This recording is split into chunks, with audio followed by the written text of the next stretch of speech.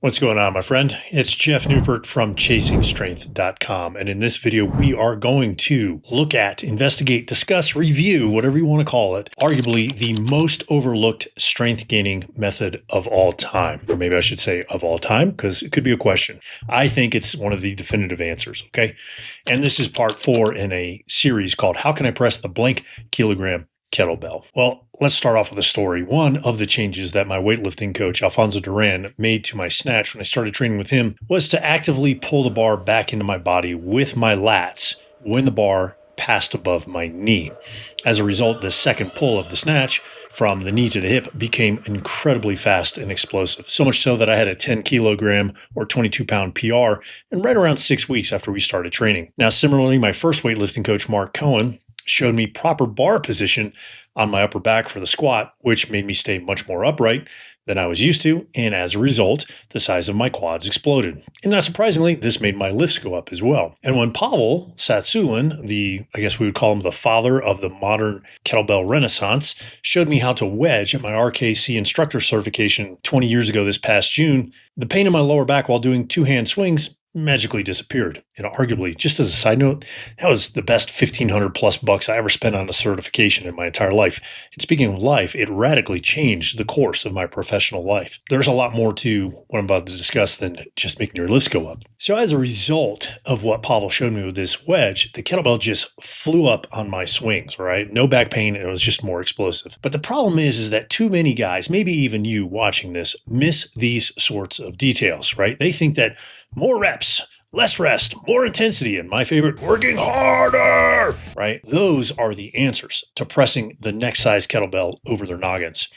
And while those parts are partially true, and they are pieces of the strength puzzle, they're not the whole truth, nor are they the whole puzzle. Back when I taught my kettlebell muscle workshops, which then became my kettlebell strong workshops from 2009 to 2016, attendees were always blown away with A, how hard they worked with so few reps per set, B, how much more they could feel their muscles working, and C, how much easier the weights started feeling. And more often than not, about 80% of the attendees usually had double kettlebell military press PRs. PRs are personal records, right? Either in the reps they could perform with a set of kettlebells or a pair of kettlebells, or with the next size kettlebell, or both, okay? And that was even though we rarely were doing more than 2 reps per set all day long. So in case you're not tracking with the old Noob Dog, as the Iron Tamer Dave Whitley used to call me, is laying down for you here, the common denominator or theme in all these stories is what I consider the difference between good and great. And it's got to be the most overlooked strength method of all time. What is it? It's technique work. Now, most guys think their technique is good enough, but more likely than not, it isn't. Now, how do I know? Because I've been training and teaching people of all ages and all backgrounds how to use kettlebells since 2002. And these days, I currently and routinely get on Zoom calls to fix guys' kettlebell techniques.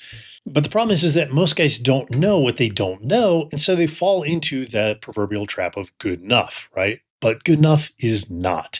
In fact, it's one of the reasons guys routinely hurt their shoulders while pressing. For example, did you know that the forearm position is mission critical to keep your lat engaged while pressing? Wait, you did know that you're supposed to press from your lat, right? Or if you're using a pair of kettlebells, from your lats, and that doing so actually stabilizes your shoulder joint or shoulder joints, if you prefer, and protects your rotator cuff in the case of a single bell, or rotator cuffs in the case of a pair of bells, from injury, right? Like you knew that, right? Did you also know that the position of your wrist can rob you of your power, turn off your lat, which remember you're supposed to use while you press, and destabilize your shoulder in the overhead lockout position, making it practically impossible to fully straighten your elbow, which again can damage your shoulder, right? See where I'm going with this? But there's more than this. Did you know that how and where you breathe can make you weaker or stronger on each rep? One way makes you weaker and can pinch your rotator cuff, and the other makes your body stiff like a tree, which is super important when you're pressing.